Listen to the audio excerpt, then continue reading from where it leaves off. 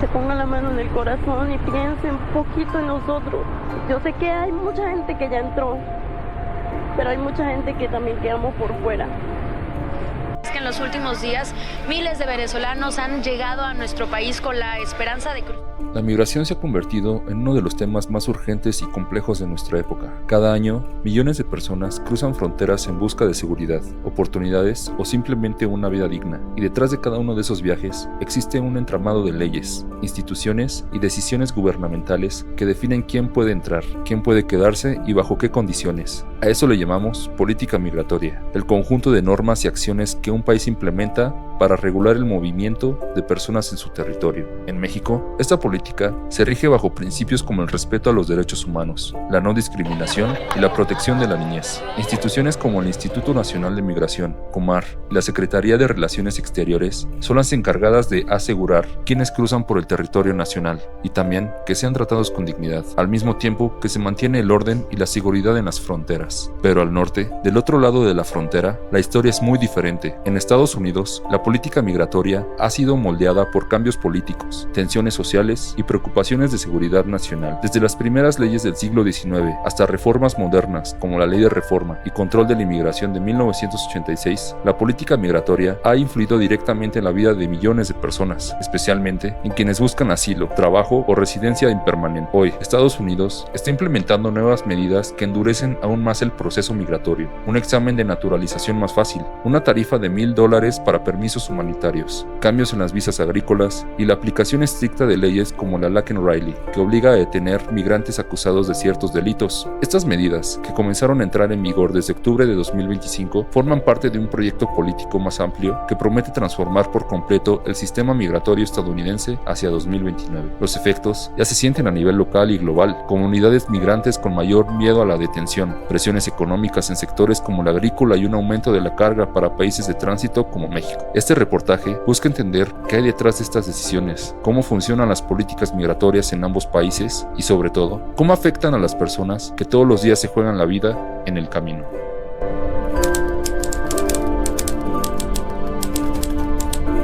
De acuerdo al artículo 7 de la Ley Federal de Protección de Datos Personales en posesión de particulares, el cual menciona que todo uso de datos personales está sujeto al consentimiento de la persona titular, no hacemos uso de nombres y rostros de las personas que así lo solicitaron durante la grabación de este reportaje. Yo me llamo Mayerlyn Rosales, vengo de Venezuela y tengo 37 años. Ahorita, gracias al Señor, tengo una semana que comencé a trabajar. Okay. Casi me la paso todo el día en el trabajo porque me levanto a las 7 de la mañana a dejar todo listo de los niños y de mi esposo para irme a trabajar porque entro a las 10 de la mañana hasta las 7 de la noche. ¿Su familia viene de Venezuela también? ¿O de Venezuela, no, de Venezuela.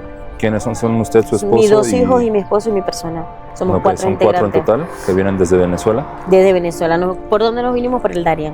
¿Cuál fue la Un mejor situación? futuro para nuestros hijos. No tienen casi futuro allá en Venezuela. Que te lo digo yo, que yo soy estudiada y aquí estoy. No tuve ningún futuro. Yo me gradué en la universidad y todo, y yo no tengo ningún futuro en mi carrera. Okay. Y te lo digo porque yo vengo de allá. Subsisten por los envíos que uno le hace de los países extranjeros hasta allá adentro. Okay, El que no tenga esa oportunidad o esa dicha, digamos, o esa bendición, pasa de verdad hambre. Okay. De Venezuela cruzamos a Colombia. De Colombia ingresamos por el Darién. Ajá, la selva de Darién, que está en Colombia, Panamá.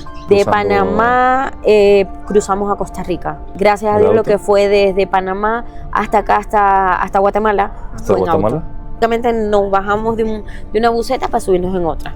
A lo que fue México, ahí sí fue parecido a la selva del Darién. Bueno, para mí lo más complicado ha sido el haberme quedado sin recursos porque nos decían que si salíamos, que la migra nos agarraba, entonces mi esposo no podía trabajar, estábamos encerrados en un hotel, nos quedamos sin recursos. Lo más difícil fue cuando ya no tenemos recursos, vernos en la situación de calle, porque ahí empezamos a tener lo que es la parte de la discriminación. No es de todo, pero sí hay su minoría que nos discrimina.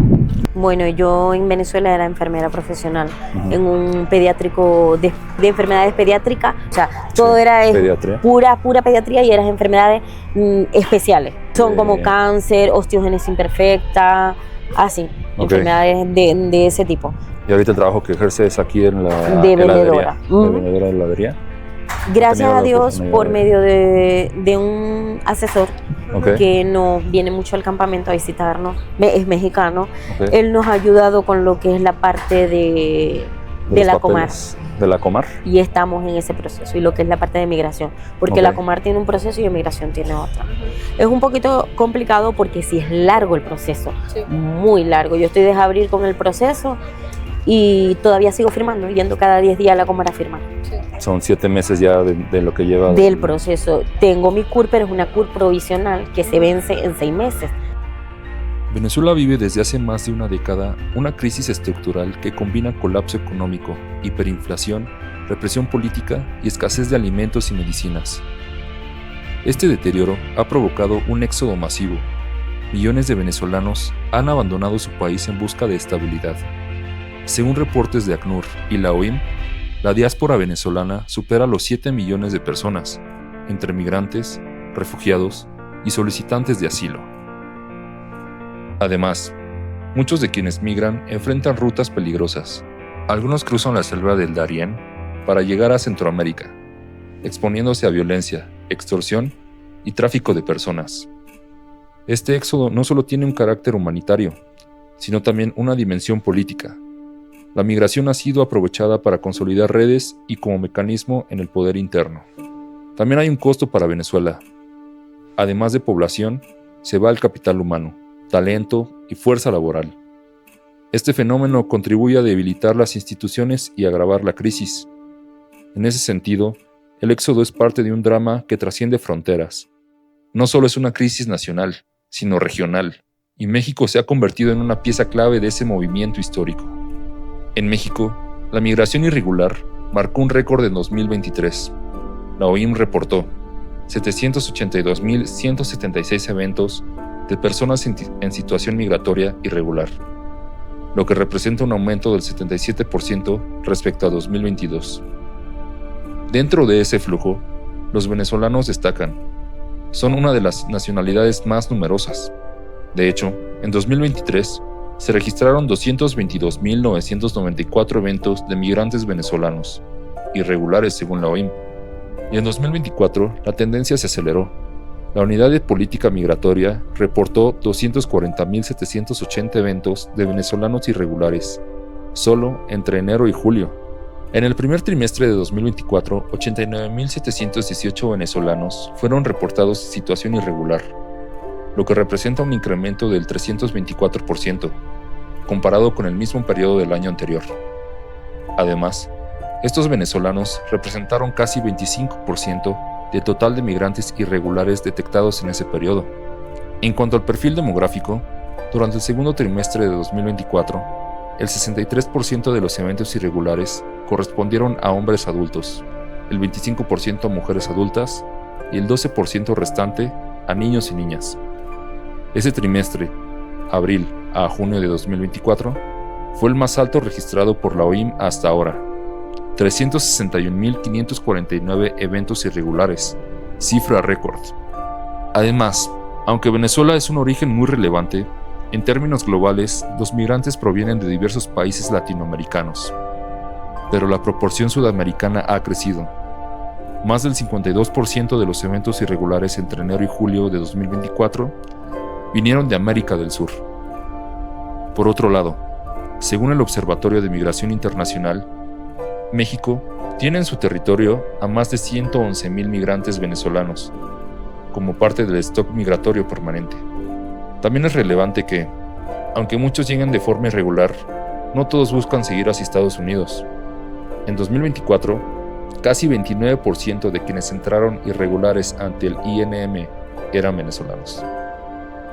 Este fenómeno plantea desafíos urgentes para México. ¿Cómo crear políticas de inclusión que integren a quienes ya están aquí? ¿Cómo responder al crecimiento de una migración que no parece solo de tránsito, sino de establecimiento?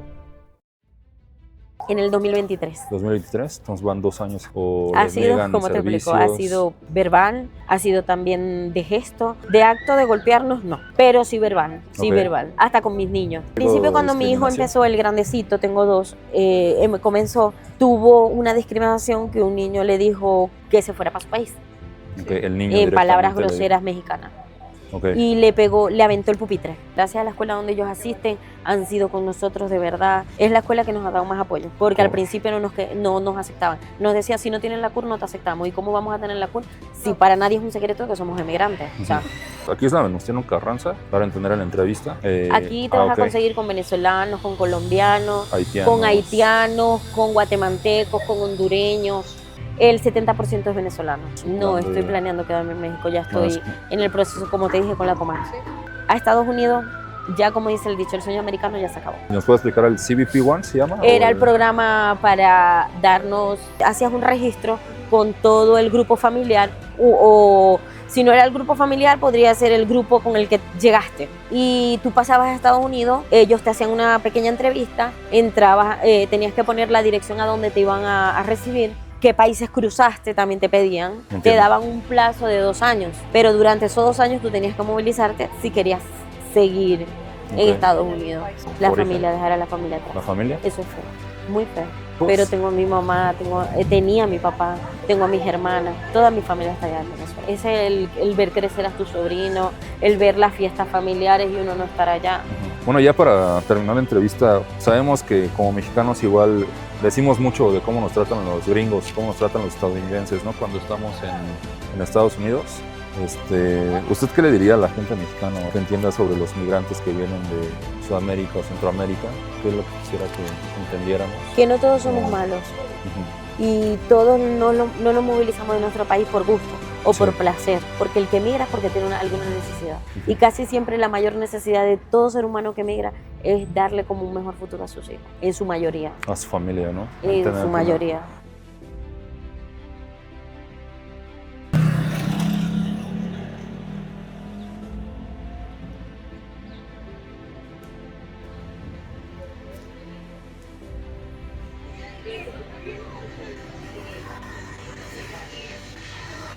Tal vez.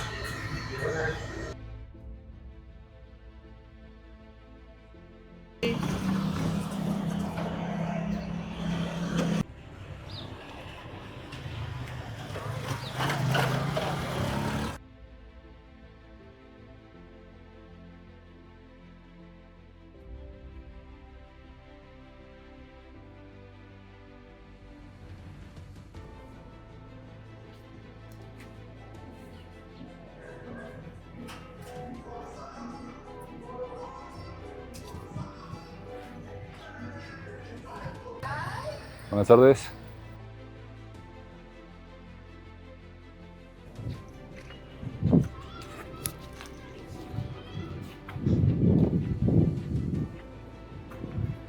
Y yo le digo, no, porque es que no nos dan la oportunidad de entrar en Estados Unidos porque nosotros no somos malos, no somos malos. Y yo estaba hinchada de lo que me por mi papá y todavía me acordé de una pelea que me dio. A mí se me salieron unas lágrimas. Muchacho, ¿para qué fue eso que él me grabó en el momento ese?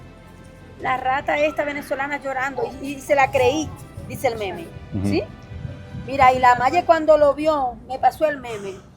Horrible, mira, eso, pero qué vagamundería, como distorsiona las cosas de las entrevistas que le hacen a uno, le quitan el hablar a uno y ellos hablan. Claro. Yo me quedé asombrada, yo además nunca vi una entrevista para nada.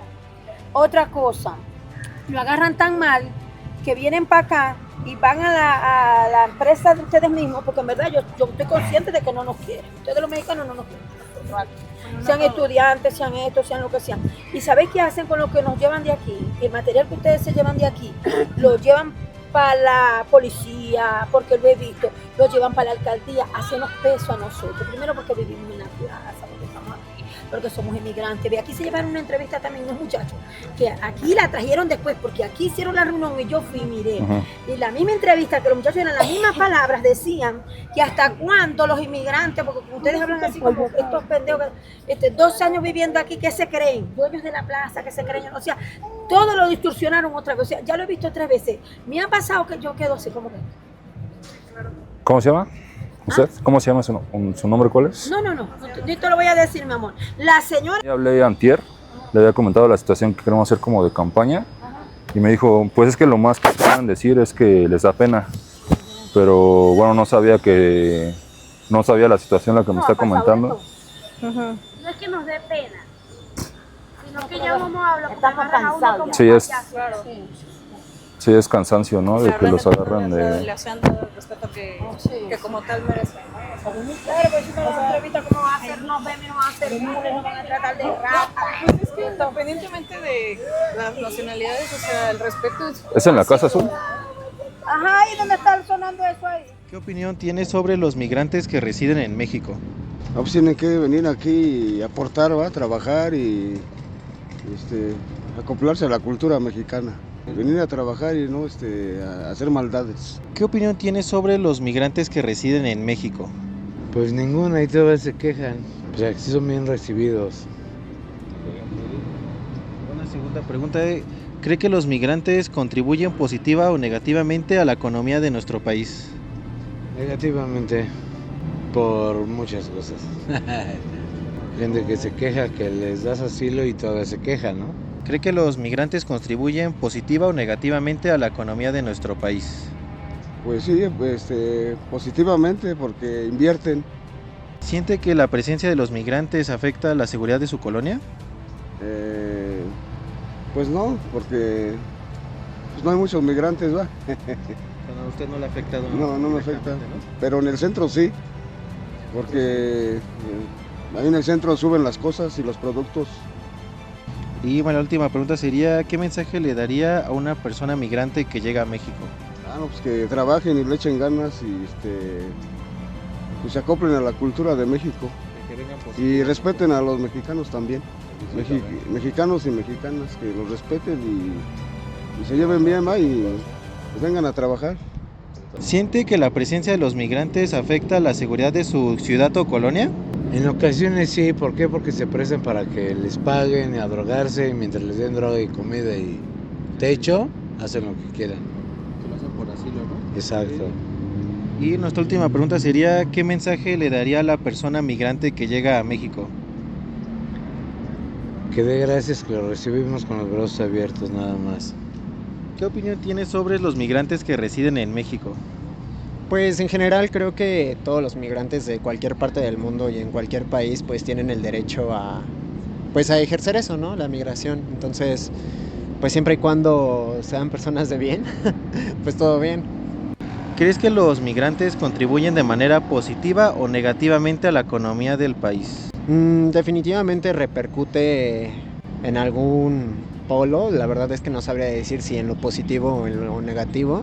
Creo que obviamente contribuyen a un flujo de la economía, pero pues es difícil saber exactamente pues hacia qué lado, ¿no? ¿Sientes que la presencia de los migrantes afecta la seguridad de tu ciudad o colonia? Realmente no, porque creo que en general en cualquier parte del mundo pues siempre van a haber personas buenas y malas y pues de alguna manera, como dice el dicho ahí medio choteado, como que los buenos son más, ¿no? Entonces pues sí, evidentemente habrá alguna persona que a lo mejor no comparta muy buenos valores, pero pues eso pasa en cualquier lugar.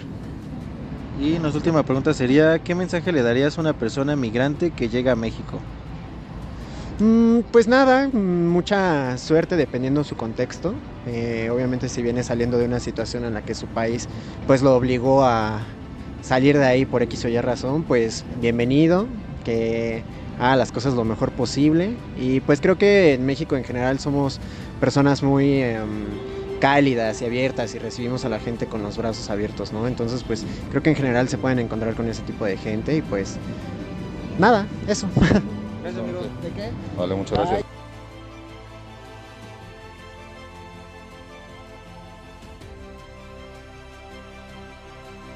¿Qué es una política migratoria realmente? Bueno, realmente una política migratoria es prácticamente un sistema de leyes, decretos y regulaciones muy específicas que van enfocadas a la entrada y salida de personas dentro de un territorio. ¿Cómo es que funciona esta política migratoria?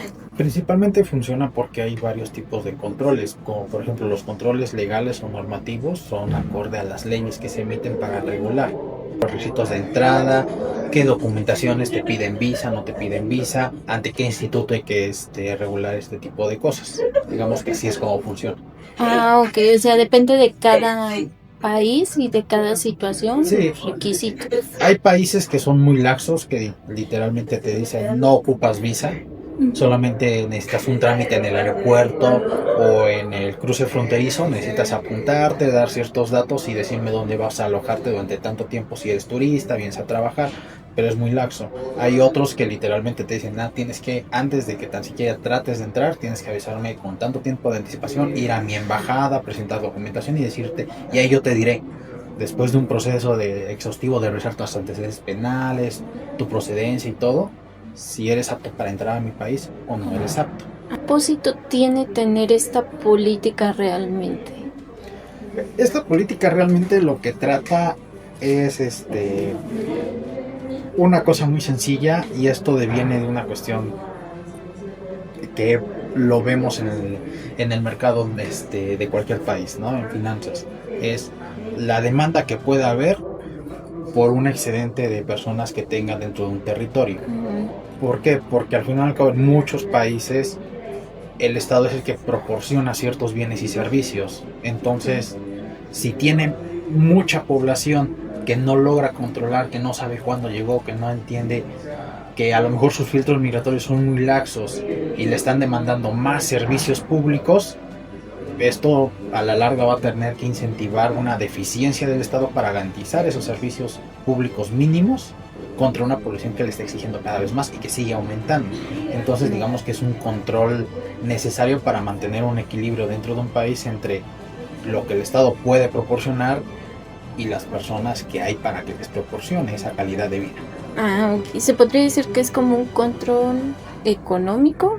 Es un control económico y un poquito más tirado a mejorar la calidad de vida de sus ciudadanos, porque al final de cuentas lo que ocurre en muchos países es, principalmente en Latinoamérica, es si mi sistema de salud es deficiente o el Estado no está garantizando un sistema de salud adecuado, ¿por qué yo como ciudadano tengo que pagarle esos impuestos si no los estoy viendo retribuidos? Es mantener una especie de paz social más o menos. Recientemente se publicó que Estados Unidos quiere hacer cambios en su política migratoria. ¿Qué cambios son los que quiere hacer? Mira, hay cambios que quiere hacer y hay cambios que ya los hizo. Por ejemplo, los cambios que principalmente hizo fue la militarización total de la frontera. Principalmente en este caso lo vimos más en el caso mexicano que en el caso canadiense, pero fue una militarización total desde el primer segundo que ya había jurado el cargo. Vinieron varios decretos. Entre uno de esos fue la militarización completa de la frontera.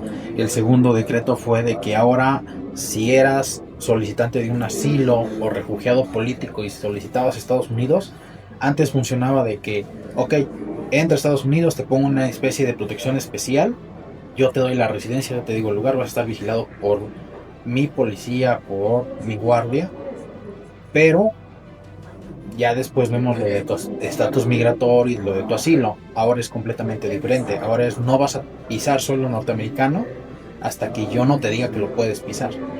Es ese tipo de propuestas que tiene. Ya la Corte Suprema norteamericana dijo que es violatorio de derechos humanos, que no debía de proceder, pero sigue ahí la línea.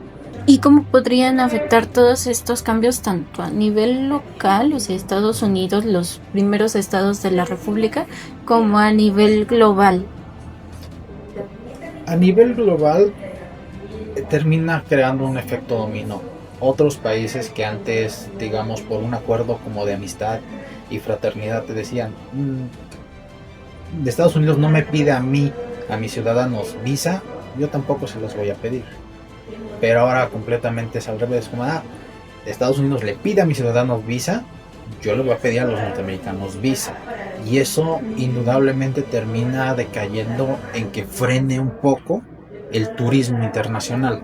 Lo mismo pasa con el apoyo, en este caso, en la colocación de empresas. En este caso igual, Estados Unidos ha robustecido mucho los requisitos para poder establecer una filial o una empresa en suelo norteamericano de capital extranjero. Y lo mismo ha pasado con otros países que antes tenían cierta fraternidad, es decir, tú me ayudas a colocar una empresa en tu territorio, yo voy a hacer lo mismo, vamos a ser más laxos. Ahora han robustecido esta situación o directamente lo han prohibido. Por ejemplo, en el caso con esta pelea comercial con China, en el que directamente han dicho empresas norteamericanas tienen prohibido venderle ciertos componentes a empresas de origen chino, y China ha respondido de la misma manera. Ahora, en el caso de los países vecinos directamente, como es Estados Unidos y Canadá, principalmente, que es México y Canadá, perdón, principalmente en el lado mexicano, prácticamente ha hecho un cuello de botella con las inmigraciones. Al final a México lo volvieron una especie de país segundo, la idea de volverlo un país que frenara completamente, un país tapón, como se diría coloquialmente. Eso ha generado una crisis de derechos humanos, porque ya la idea es acabar con el sueño norteamericano. México termina absorbiendo o ha estado absorbiendo toda esa carga, tanto de servicios que puede proveer el Estado, como servicios que no está pudiendo proveer el Estado y que los ofrece un particular, y se está viendo sobrepasado, y está generando a la vez una crisis de empleos, una crisis de violencia, una crisis completamente ya humanitaria. Entonces esos son como que los dos problemas que se enfrentan a nivel global y a nivel local. Te agradezco mucho tu tiempo y la información que me proporcionaste. Sería todo de mi parte. No sé si gustes hacer algún comentario adicional. No, digo, por mí no hay ningún problema, y espero que esa información sea de utilidad. Muchas gracias, que tengas lindo día. Luego de este profundo recorrido, hemos podido constatar que la migración en México no es un evento aislado ni una crisis pasajera. Se trata de un fenómeno histórico, un flujo constante e incesante de familias enteras que se ven forzadas a dejar atrás sus hogares. Huyen de la violencia sistémica, de la pobreza extrema, de la persecución política, o simplemente caminan impulsados por el legítimo deseo de encontrar mejores oportunidades de vida. Sin embargo, en su travesía por el territorio nacional, miles de estos migrantes se enfrentan a un panorama desolador. Los riesgos son tangibles y mortales, desde la amenaza constante del crimen organizado y la trata de personas hasta la carencia absoluta de recursos básicos. A menudo, el acceso a agua, alimentos dignos o a una atención médica es un lujo inalcanzable, y aún así, contra todo pronóstico, continúan avanzando, aferrados a la esperanza de llegar al norte. México se encuentra hoy en una encrucijada geopolítica compleja. Somos nación de origen, de tránsito y cada vez más de destino. Si bien las políticas migratorias han intentado evolucionar para equilibrar el respeto a los derechos humanos, con la inmensa presión diplomática de Estados Unidos, la realidad supera el papel. La falta de infraestructura en albergues y en el desbordamiento de los flujos complican el escenario cada vez más. En este reportaje fuimos testigos de historias de una resiliencia inquebrantable, pero también de un camino minado de obstáculos. Vimos autoridades rebasadas y una sociedad totalmente dividida, comunidades que solidarizan con empatía y otras que resienten el impacto social. Y al final, las interrogantes permanecen abiertas y urgentes. ¿Cómo garantizamos un orden seguro sin atropellar la dignidad humana? ¿Qué responsabilidad real asumirán los gobiernos ante este fenómeno creciente? Y sobre todo, ¿qué pasará con quienes hoy siguen caminando, confiando y ciegamente en que al final de este trayecto encontrarán esta vida distinta que tanto anhelan? Reflexionar hoy sobre la migración en México nos exige necesariamente mirar mucho más allá de las estadísticas frías. Nos obliga a detenernos para observar con verdadera atención el rostro humano que existe detrás de cada cifra. Porque cada migrante carga en su espalda no solo con una mochila, sino con una historia única, una motivación desesperada y casi siempre un destino incierto. Su paso por nuestro territorio es un recordatorio contundente de que la movilidad humana no es un fenómeno que pueda detenerse simplemente con muros o fronteras. Es la consecuencia inevitable de realidades profundas y crisis que laceran diversas regiones de nuestro continente. Esta travesía pone a prueba la resistencia física de quienes caminan a miles de kilómetros lejos de casa, pero también pone a prueba nuestra fibra moral, a nuestras instituciones y la sociedad que es testigo de su marcha. México enfrenta el monumental desafío de responder a un flujo que no queda de crecer, intentando hacer malabares para equilibrar su vocación humanitaria con las rígidas presiones internacionales en este medio de esta complejidad. La interrogante es ineludible. ¿Estamos realmente preparados en lo que se refiere a infraestructura y empatía para asumir la responsabilidad de ser el punto clave de esta ruta? Esto nos lleva a un espejo social. ¿Cómo entendemos la migración cuando la topamos de frente en nuestras calles? En los albergues o en los testimonios que escuchamos día con día. ¿La percibimos como una molestia o logramos verla como el recordatorio doloso de que la desigualdad sigue dictando el rumbo de millones de personas, mientras la marcha hacia el norte continúa impulsada por la esperanza? Queda claro que esto no se resolverá solo. Por medidas de contención requiere una visión más amplia y humana. Al final, la pregunta permanece abierta para todos y cada uno de nosotros. Frente a quienes solo buscan un nuevo comienzo, ¿qué tipo de sociedad queremos ser?